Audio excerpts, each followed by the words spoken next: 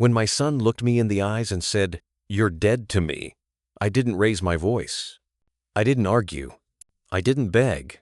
I just nodded and decided to take him at his word. He said it so casually. Not in anger, not even in pain, like he'd rehearsed it. We were standing in my own living room, the same room where I taught him to walk, where I stayed up nights when he was sick. And in that moment, I understood something most parents never want to admit. This wasn't a misunderstanding. It was a decision. So I made one too. The day my son told me I was dead to him did not arrive with shouting or slammed doors. There was no dramatic build-up, no raised voices, no final argument that felt like a climax. It came quietly, almost politely, which in some ways made it worse. We were standing in my living room, the same room where I had once carried him on my shoulders, where his first bicycle still leaned against the wall of the garage, dusty but untouched, as if waiting for a childhood that would never return. The afternoon light slanted through the curtains, cutting the room into soft gold and shadow. I remember noticing how ordinary everything looked. The couch, the coffee table, the faint smell of old books and black tea. Nothing in the room suggested that something permanent was about to happen. He didn't look angry. That was the first thing that struck me. His face was calm, controlled, almost rehearsed.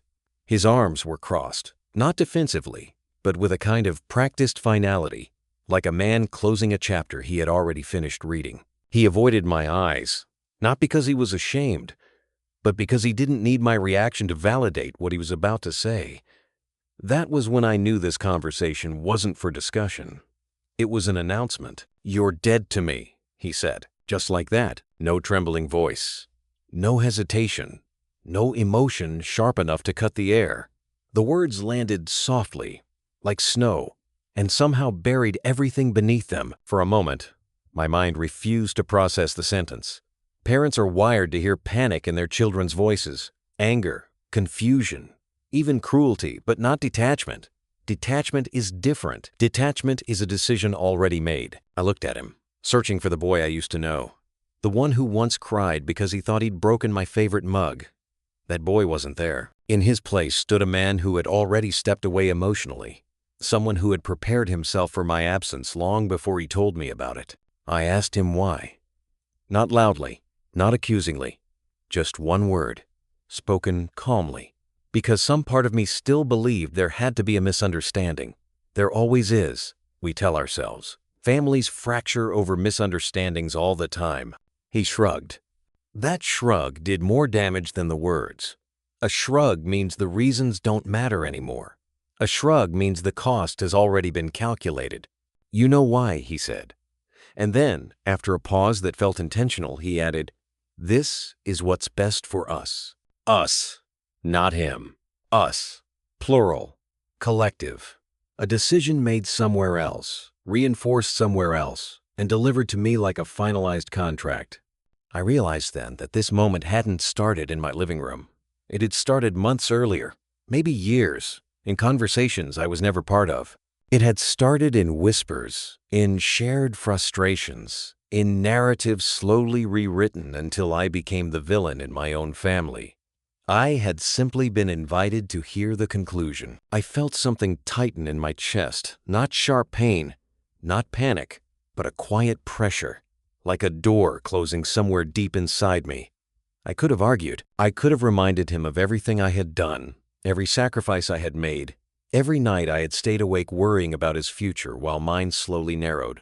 I could have listed facts, memories, proof. Parents always think proof will save them. It never does. Instead, I noticed how still my hands were. That surprised me. I nodded once. Slowly, deliberately. The way you do when you accept instructions you don't agree with, but understand perfectly. "If that's how you feel," I said, "then I won't stop you." He looked at me then, just briefly, as if he had expected resistance and didn't quite know what to do without it. For a fraction of a second, I saw something flicker in his eyes, uncertainty, maybe even relief, but it passed quickly. Relief won. Relief always wins in people who want permission to walk away. He turned toward the hallway, already mentally gone, already rehearsing how he would explain this moment to someone else. I knew exactly who that someone was. You don't need to be told when another voice has replaced yours. You can hear it in the phrasing, in the borrowed confidence, in the way your own child stops sounding like himself. When the door closed behind him, the house didn't feel empty. It felt finished. I stood there for a long time, longer than I realized. I wasn't waiting for him to come back. I knew he wouldn't. I was adjusting. There's a difference. Adjustment is quieter. Adjustment is internal. It's the moment when you stop trying to change reality and start mapping it. Dead to him. The phrase replayed in my mind, not as an insult, but as a definition. If I was dead, then the rules had changed. Dead men don't argue. Dead men don't explain themselves. Dead men aren't expected to show up, to provide, to rescue, or to forgive. Dead men are invisible, and invisibility, I realized, can be a kind of freedom. That evening, I made myself dinner. Nothing elaborate. Soup, reheated on the stove. I ate slowly, at the same table where my son had once spilled juice and laughed while I pretended to scold him. The memories came, but they didn't overwhelm me. They settled, heavy but manageable, like books returned to a shelf. I washed the dishes, dried them, put them away. I did not cry, not because I felt nothing, but because crying would have meant I still believed this could be undone. I went to bed early. Sleep didn't come easily, but when it did, it was deep and dreamless. In the morning, I woke up with an unfamiliar clarity. The panic I had expected wasn't there. Instead, there was a strange calm, the kind that follows irreversible decisions. People think calm means weakness.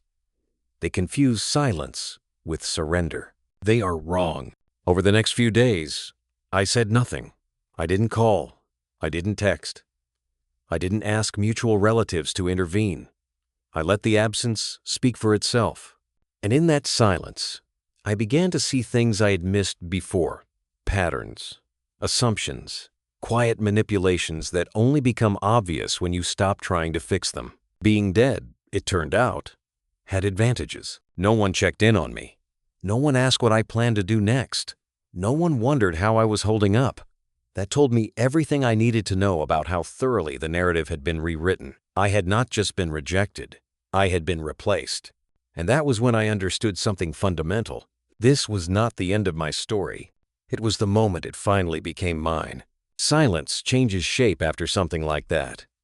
At first, it feels loud, like pressure in your ears when an airplane climbs too fast. Every instinct urges you to break it, to explain, to justify, to correct the story before it hardens into something permanent. I resisted that urge with a discipline I didn't know I possessed. I reminded myself that words, once spent, cannot be recovered. Silence, on the other hand, accumulates value. The first week passed without a single message. No follow-up, no awkward apology softened by time. That alone told me more than any argument could have. People who intend to return usually leave the door open. They check in. They test the ground. My son did none of that. The absence was complete, almost professional, as if contact had been formally terminated. I began to notice how quickly the world adjusts when you stop demanding space in it. Family gatherings happened without me. I learned this not through invitations rescinded, but through absence photos posted casually, conversations that referenced events I had not attended, plans made as if my exclusion were a given rather than a choice. No one reached out to ask if I was all right. No one questioned whether something might be wrong. That told me the narrative had already been explained on my behalf, and I knew that explanation wasn't kind. I imagined the conversations unfolding without me. They always follow the same structure. It starts with concern, shifts into frustration, and ends in justification. He's difficult. He doesn't understand boundaries. We tried. By the time the story reaches its conclusion, the person being discussed is no longer a human being with history and complexity, but an obstacle that had to be removed for everyone else's peace. I didn't correct them. Instead, I listened. Listening is easier when no one expects you to speak.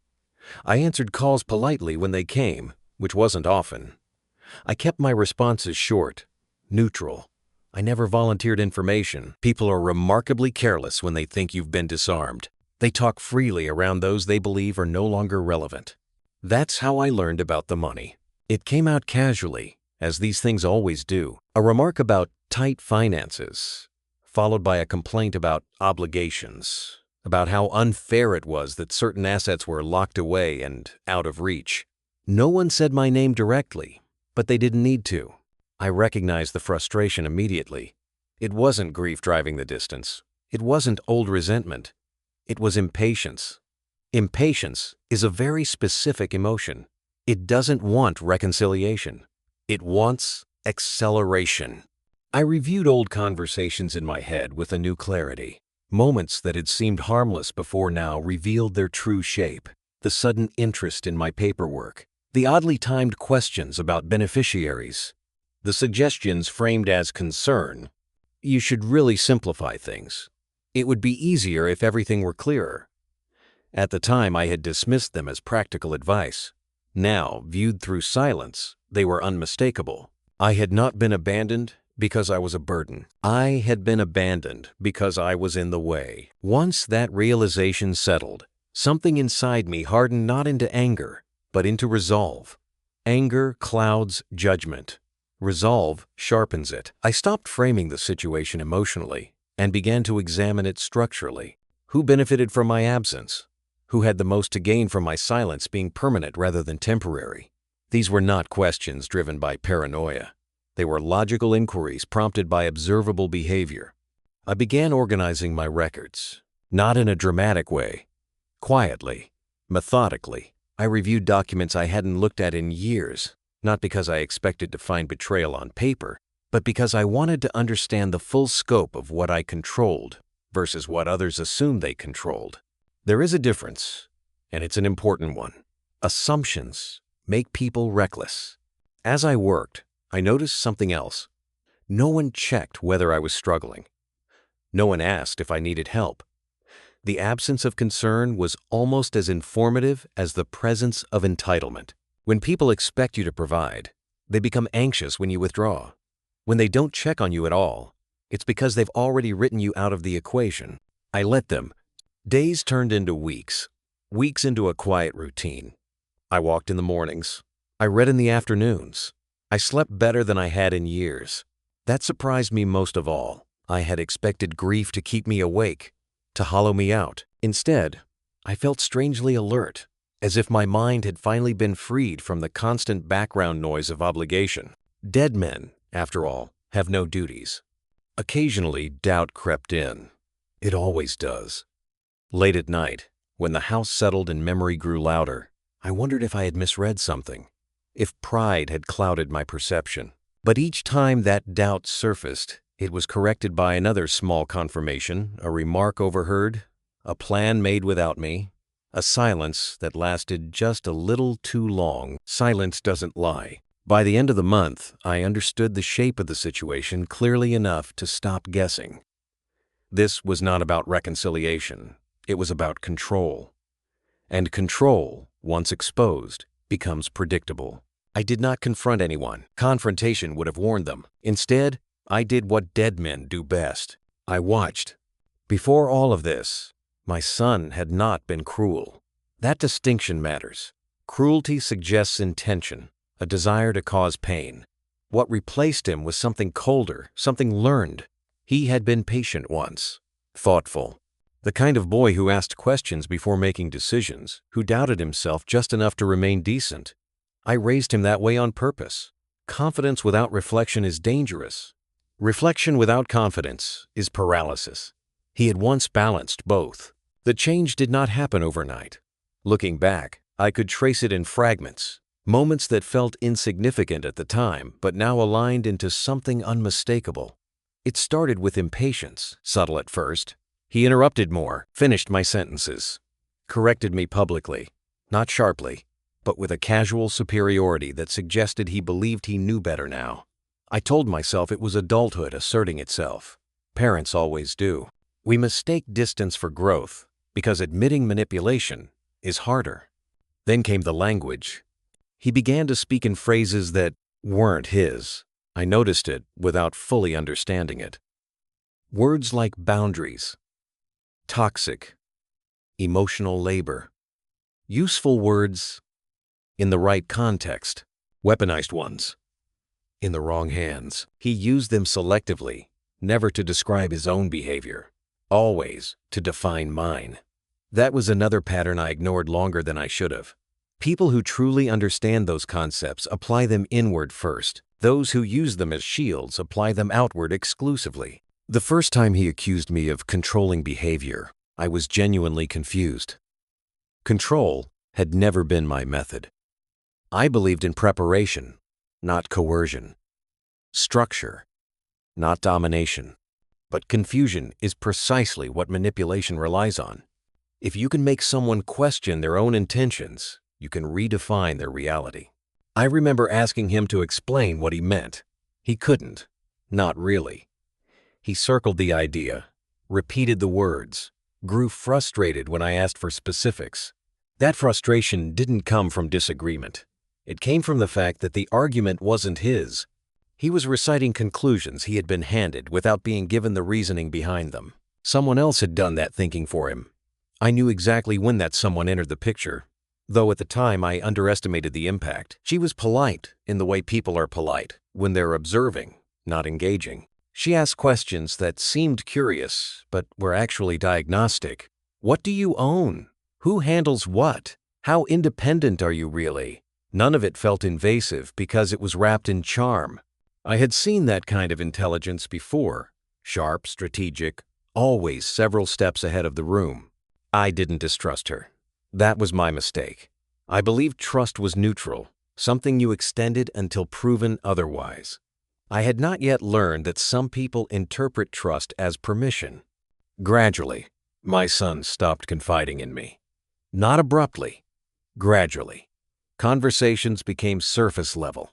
Updates replaced discussions. Decisions were presented as fate's accomplice. We've decided. This works better for us. Each phrase carried distance disguised as maturity. I told myself it was natural, that he was building his own life, that stepping back was the right thing to do. Stepping back, I would later realize, is only healthy when the space remains honest. Then came the money conversations, carefully framed, hypothetical, always respectful in tone, but persistent in presence. Have you thought about simplifying things? It might make life easier for everyone. Everyone I noticed never included me. Everyone was always someone else's future. The more he spoke that way, the less he spoke like himself. His humor flattened, his patience thinned. He became reactive, defensive, especially when questioned. That defensiveness wasn't anger, it was protection. He was guarding a narrative he hadn't fully examined, afraid that scrutiny might collapse it. By the time he stood in my living room and told me I was dead to him, the transformation was complete. That sentence did not come from a place of rage or hurt. It came from certainty. And certainty is rarely born in isolation. People don't cut off their parents because of one argument. They do it because someone convinces them it's necessary. Because distance is framed as strength. Because detachment is sold as self-respect. And because, sometimes, there is something waiting on the other side of that detachment. Something tangible, something measurable, something that requires one obstacle to be removed. That obstacle had been me. Understanding that didn't break my heart. It clarified it. Love does not survive indefinitely in environments where it is constantly translated into liability. I still loved my son. That never stopped. But love, I had learned, does not obligate blindness. And blindness was exactly what they believed I still suffered from. They were wrong, because while my son believed he had made a clean break, I had begun assembling the full picture, not emotionally, strategically. Every choice he had made in the last year began to make sense when viewed through the lens of influence rather than independence. The borrowed language, the rehearsed detachment, the timing, the pressure. It wasn't betrayal that hurt the most. It was the assumption that I would never notice. Influence rarely announces itself. It doesn't arrive with ultimatums or open hostility. It arrives disguised as concern, framed as partnership, justified as practicality. Looking back, I could see how carefully the ground had been prepared long before my son ever spoke the words that severed us. The separation wasn't sudden. It was engineered. She never spoke badly about me outright. That would have been crude. Instead, she asked questions that nudged conclusions into place. Don't you think it's strange that he still controls everything? What happens if something happens to him? Shouldn't your future feel more secure than this? Each question sounded reasonable on its own. Together, they formed a narrative that cast me not as a father, but as a risk. Risk is a powerful word. Once someone accepts that framing, everything changes. Actions that once felt patient now feel obstructive. Caution becomes control. Independence becomes overdue. And resentment grows quietly, fed by the belief that it is justified. I remembered a dinner months before the break, one that had seemed unremarkable at the time. Conversation drifted toward plans, toward the future. She laughed lightly and said, "Well, none of us are getting any younger." It was said with a smile, but the implication lingered in the air. Time was running out. Decisions needed to be accelerated. Assets needed to be positioned.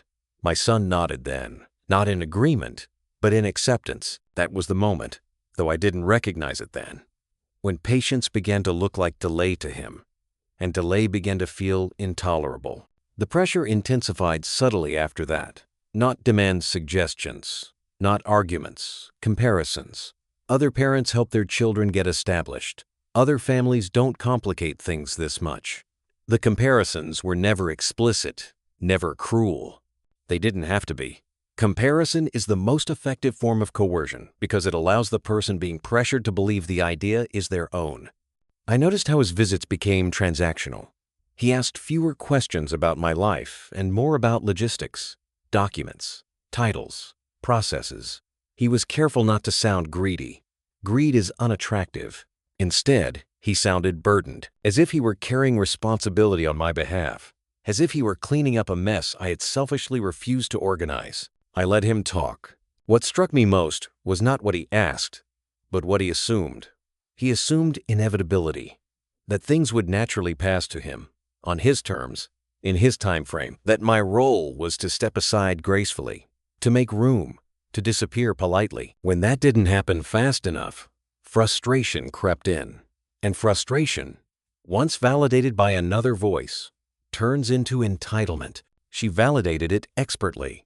I could see it now, the way she positioned herself as the reasonable one, the mediator, the protector of his future. In doing so, she made me the problem without ever having to say it directly. My son absorbed that framing because it solved an internal conflict for him.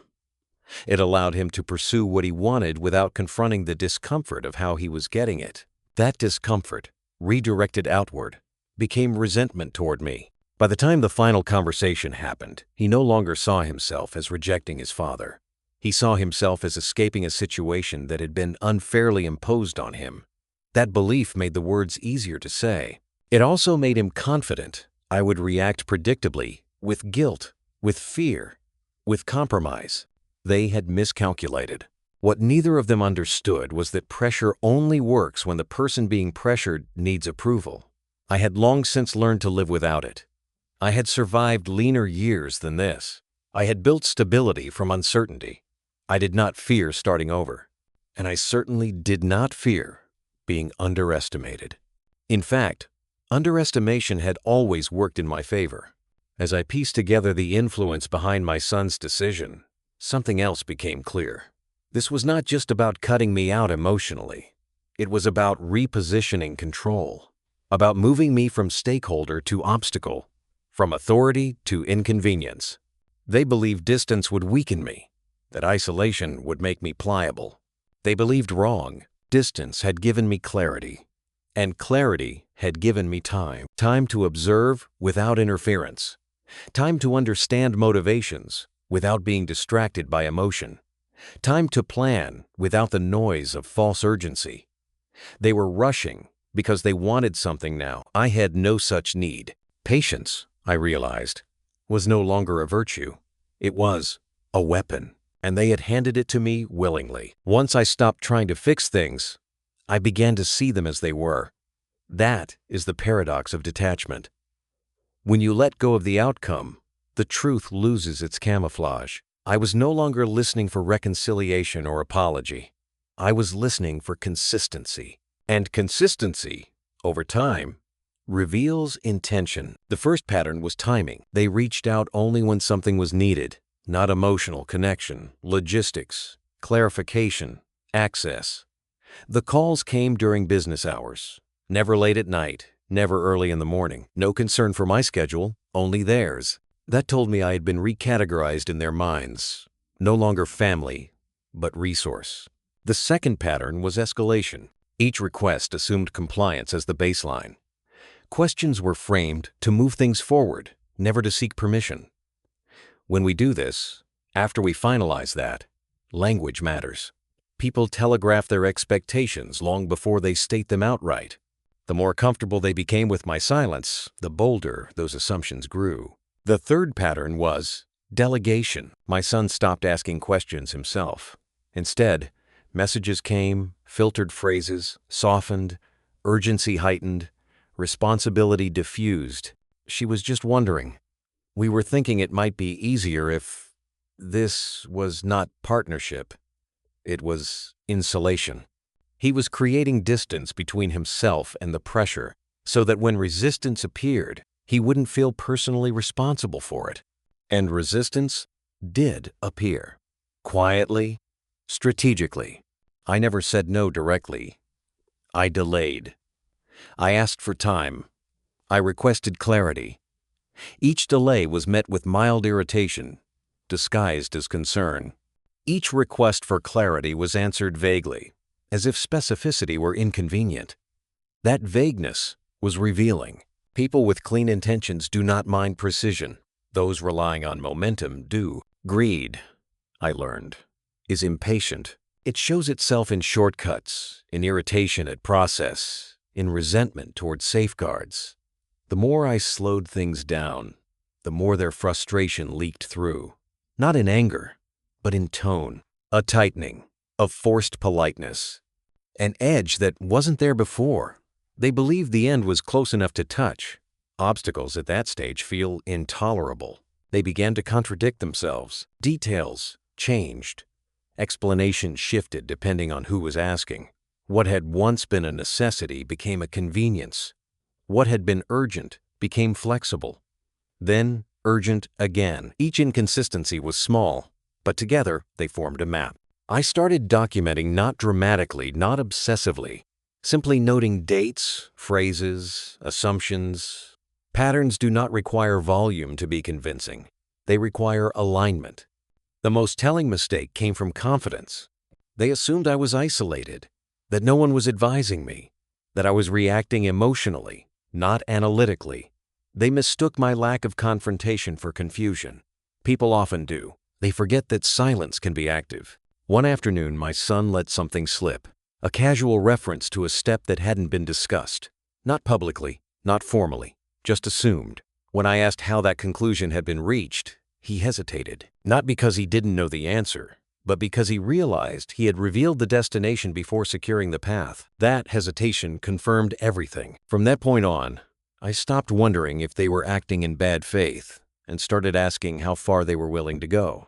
The answer, I suspected, was farther than they believed I would notice. Overconfidence does that to people. It makes them sloppy. It makes them rush. It makes them underestimate the person they believe they've already defeated. They had written me out of the story. They had forgotten I was still reading it. By the time they realized something was wrong, it would be too late to correct course. Not because I intended to punish them, but because systems, once set in motion, do not care about intentions. They care about documentation, about structure, about who holds leverage when assumptions fail. I had stopped being emotional weeks ago. Now, I was simply being precise. From that point on, I stopped wondering if they were acting in bad faith and started asking how far they were willing to go. The answer, I suspected, was farther than they believed I would notice. Overconfidence does that to people. It makes them sloppy. It makes them rush. It makes them underestimate the person they believe they've already defeated. They had written me out of the story. They had forgotten I was still reading it. By the time they realized something was wrong, it would be too late to correct course. Not because I intended to punish them, but because systems, once set in motion, do not care about intentions. They care about documentation, about structure, about who holds leverage when assumptions fail. I had stopped being emotional weeks ago. Now I was simply being precise. The first real move was not dramatic. That's the thing people misunderstand about decisions that cannot be undone. They expect fireworks, confrontation, raised voices. In reality, the most consequential actions are quiet, procedural, and almost boring to anyone who doesn't understand their implications. That's why they work. I didn't call my son. I didn't confront her. I didn't announce anything. I scheduled a meeting, not an emergency meeting, not an emotional one, just a line in a calendar, placed between errands, the way you would schedule a dentist appointment or a routine checkup. The calmness of it mattered. Emotional urgency clouds judgment. I wanted clarity, not catharsis. The lawyer listened more than he spoke. That was how I knew I had chosen correctly. He didn't interrupt, didn't jump to conclusions, didn't ask me how I felt before asking me what I wanted. When I finished explaining the situation, he didn't react with surprise. People in his profession rarely do. Family conflict and entitlement follow predictable patterns. He had seen them all before. "What outcome are you prepared to live with?" he asked. That question mattered more than any legal detail. I didn't answer immediately, not because I didn't know, but because I wanted to be precise. Precision at this stage would define everything that followed. "I don't want revenge," I said finally. "I want control over my own future." He nodded. That was the right answer. Revenge is emotional. Control is structural. We reviewed documents slowly. Titles, trusts, designations, contingencies. Things most people put off because they assume time will always be available. Time, I had learned, is a currency people spend recklessly until it runs out. As we worked, the picture became clear. I held more authority than they believed, more flexibility, more leverage. Their assumptions were based on inheritance as entitlement, not inheritance as discretion. That misunderstanding was foundational and fatal. I made changes, not radical ones, not vindictive ones, clean ones, logical ones. Each change closed a door they didn't know was open. Each signature narrowed a future they believed was guaranteed. Nothing illegal, nothing immoral. Simply a realignment of control to reflect reality rather than expectation. The lawyer asked if I wanted to inform anyone. "No," I said. "Not yet." He didn't question that either. Silence, once again, was the correct strategy. When I left his office, the world looked exactly the same. Cars moved. People hurried past. No one knew that anything had shifted. That invisibility was part of the power. Consequences don't announce themselves when they're being prepared. They wait. Over the next few weeks, I continued exactly as before. Same routines, same neutral responses, same delays framed as consideration. I wanted them comfortable. Comfort breeds carelessness. They grew bolder. Requests became expectations. Expectations became irritation. Irritation became pressure. They believed momentum was on their side. They believed time was working for them. It wasn't. Each interaction confirmed they had not consulted legal counsel of their own. They were operating on assumption and entitlement, not structure. That told me everything. People who know their position don't rush. People who fear it slipping do. The trap was not something I set. It was something they walked into. By the time the first formal response reached them dry, impersonal, procedural, their confusion was immediate. Not panic yet, just confusion. Confusion is the moment when certainty cracks, when the future you thought was secured suddenly feels unstable. I didn't answer their calls. I let the process speak for me. For the first time since my son had declared me dead, the balance of power had shifted quietly, permanently. And they didn't yet understand what that meant. But they would. There is a particular kind of strength in being underestimated. and an even greater one in encouraging it. Once the first legal adjustments were in place, I became exactly what they expected me to be: slow, uncertain, and quietly overwhelmed. I did not fake distress. I simply allowed my restraint to be misinterpreted as confusion. People see what they want to see, especially when it reassures them. I missed calls and returned them later. I asked for explanations I already understood. I let conversations drift without resolution. Each small delay fed their confidence. They mistook my caution for indecision, my silence for fear. That misreading was essential. Confidence, when unearned, becomes reckless. They began to speak more freely. My son's tone changed first. It softened, not with affection, but with condescension. He explained things slowly, as if to someone who was struggling to keep up. I let him. Nothing disarms a person faster than believing they are the smartest one in the room. He began to reassure me about outcomes that were no longer possible. He thanked me in advance for cooperation I had no intention of offering. She followed suit. Her messages grew warmer, more personal. Concern appeared where there had been none before. "We don't want this to be hard on you. We just want what's best for everyone." The timing was precise. Empathy offered only after leverage is assumed is not kindness, it's management. I accepted it politely. I thanked her.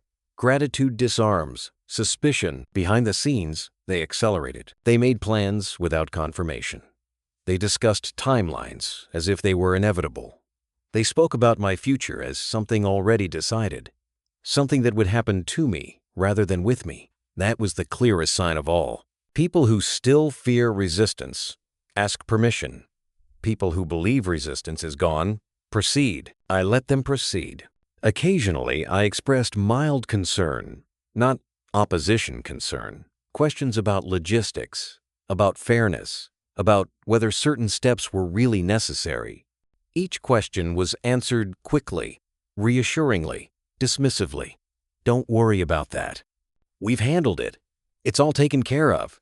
Their confidence reassured them more than it reassured me. I could feel the moment approaching when patience would give way to impatience, when reassurance would turn into pressure. It always does. People who rely on silence eventually resent it. They begin to demand closure. Control requires finality. That demand came sooner than I expected.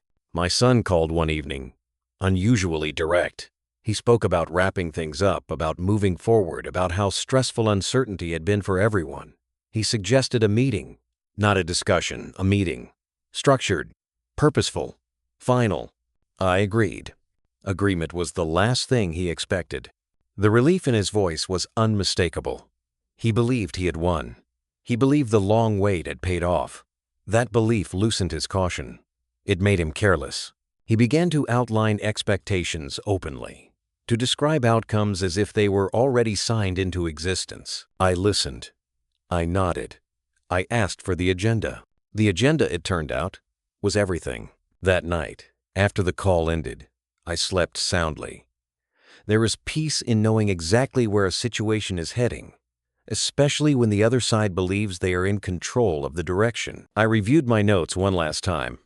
Dates, statements, assumptions, everything aligned. Weakness, when chosen, is a tool, and I had used it well.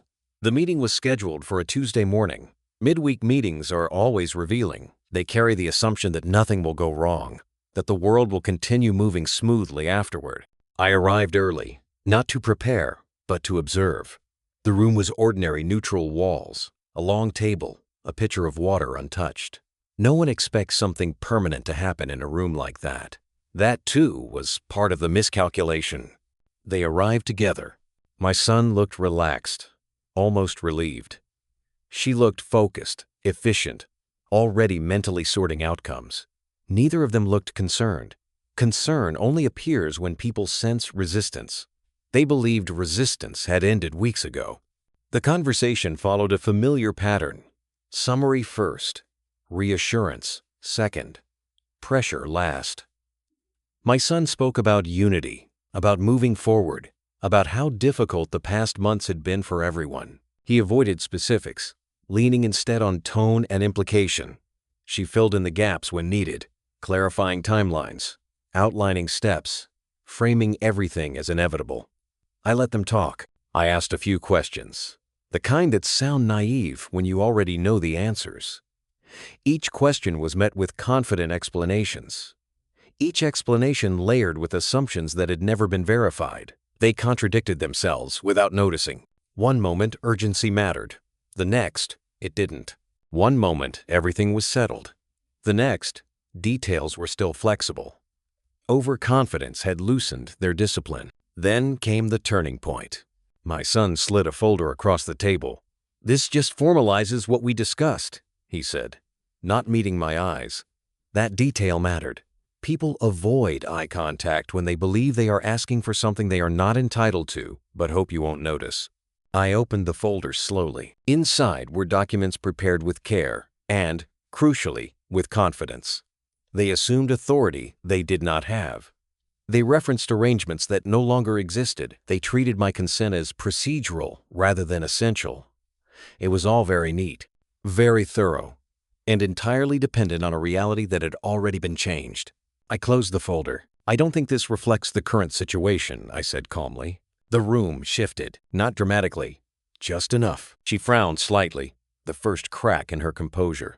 My son stiffened, his confidence wavering as he realized this wasn't following the script he had rehearsed. Confusion flickered across his face, not panic yet, but something close. "What do you mean?" he asked. I didn't answer immediately. I let the silence stretch. Silence, deployed at the right moment, forces people to fill it with their own assumptions. They rushed to reassure me, to explain, to clarify. Each explanation revealed another misunderstanding. That was when I knew it was time. I slid my own documents across the table. Fewer pages, cleaner, boring to look at, devastating to understand. Her eyes moved first, faster than my son's. She read quickly, efficiently, her confidence dissolving line by line. My son followed more slowly, confusion giving way to disbelief. He looked at me then, really looked at me, as if seeing me clearly for the first time in months. "You changed this?" he asked. "I clarified it," I replied. The difference mattered. Clarification implies correction, not aggression. It implies alignment with reality rather than deviation from it. Everything I had done was defensible, documented, legal, predictable if you had been paying attention. They weren't. The room filled with questions. Accusations carefully disguised as confusion. Appeals framed as concern. I answered none of them emotionally. I referred them to the documents, to the dates, to the signatures. Structure does not argue. It simply exists. By the end of the meeting, they understood one thing clearly, even if they did not yet grasp the full consequences. They no longer controlled the outcome. And once control is lost, everything else follows. What followed was not dramatic. There were no raised voices, no sudden confrontations, no moments that could be pointed to as explosive or cruel. Instead, everything unfolded gradually, almost quietly, in a way that made it impossible to argue with. That was the hardest part to accept for them. There was nothing to fight against, nothing to accuse. Changes began appearing in small, formal ways. Communications that were neutral, carefully worded, and factual. No emotion, no justification, just updates that reflected decisions already made. The kind of messages that don't invite debate because they aren't asking for permission. They simply describe the present. My son reached out after noticing those changes. This time, his voice wasn't confident. It wasn't angry either. It was unsettled. He asked questions, not to challenge, but to understand how things no longer aligned with what he had expected. There was confusion in his tone, the kind that comes when assumptions quietly stop working. "I didn't realize things could change like this," he said. "They always could," I replied. That answer stayed with him longer than anything else I said. Outside our conversations, I noticed subtle shifts. People spoke more carefully.